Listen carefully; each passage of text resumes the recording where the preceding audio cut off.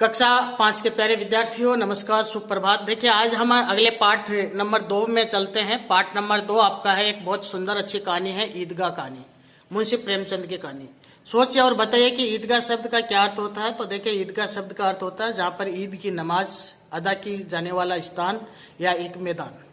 मेला क्या होता है? जहाँ पर लोगों की खूब अच्छी भीड़ होती है और अपने मनोरंजन के लिए वहाँ पर लोग आते हैं और मनोरंजन करके जाते हैं, वो शब्द कहलाता है मेला। यदि आपके मेले में घूमने का अवसर मिल गया तो आप वहाँ क्या क्या करना चाहेंगे, सोचिए और बताइए। ये आपके ऊपर है कि आप वहाँ क्या क्या करेंगे, क्या क्या नहीं करेंगे। देखिए, पाठ के अंदर आज हम पढ़ते हैं प्रेमचंद की, मुंशी प्रेमचंद की ये बहुत ही प्रसिद्ध कहानी है जो आपको आगे की कक्षाओं में भी पढ़ने के लिए मिलेगी।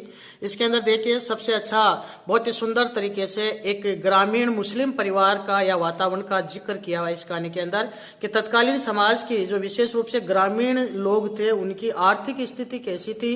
और इसके साथ साथ ये बाल मनोविज्ञान पर आधारित कहानी है कि बच्चों को आधार बना करके और कहानीकार ने एक सुंदर कहानी लिखी है। तो इस कहानी का जो मुख्य नायक है हामिद, उसको आधार बनाया गया है। तो देखिए, इस कहानी की शुरुआत इस तरह से है। आज ईद है और कितना मनोहर, कितना सुहावना प्रभात है। कोई भी त्योहार होता है, आपको पता है, उस दिन हमें बहुत स्पेशल दिन लगता है, स्पेशल डे लगता है। वृक्षों पर मोहक हरियाली है, खेतों में कुछ अजीब रौनक है, आसमान पर कुछ अलग लालिमा है। आज का सूर्य देखो कितना प्यारा, कितना शीतल है, मानो संसार को ईद की बधाई दे रहा है।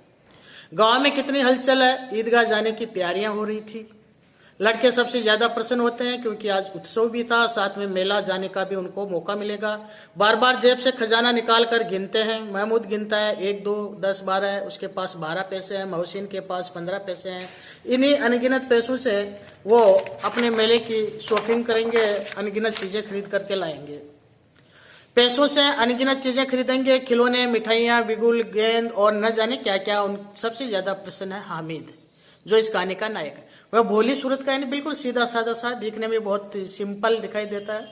4-5 साल का दुबला पतला लड़का है। उसके पिता गत वर्ष हैजे की भेंट हो गई। हैजे की भेंट होना मुहावरा है, यानी हैजे की बीमारी के कारण मृत्यु हो गई।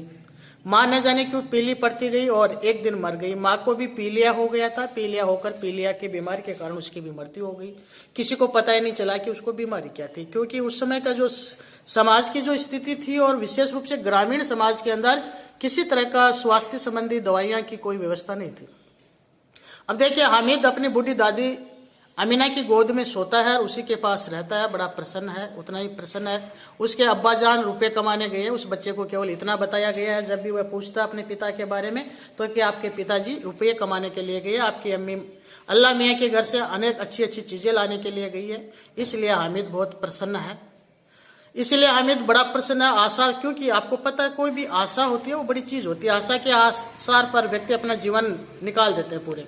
हामिद के पाँव में जूते भी नहीं है, सिर पर एक पुरानी टोपी है जिसका गोटा काला पड़ गया है और फिर भी वह प्रसन्न है। तो इस तरह से हम देखेंगे, आपने हामिद के व्यक्तित्व के बारे में, यानी उसके परिवार की जो स्थिति थी उसके बारे में आपने पढ़ा। तो आज आपको इस कहानी का लेसन को पढ़ना अच्छी तरीके से। अगले वीडियो में हम इस कहानी को पूरा पढ़ेंगे। तब तक के लिए नमस्कार।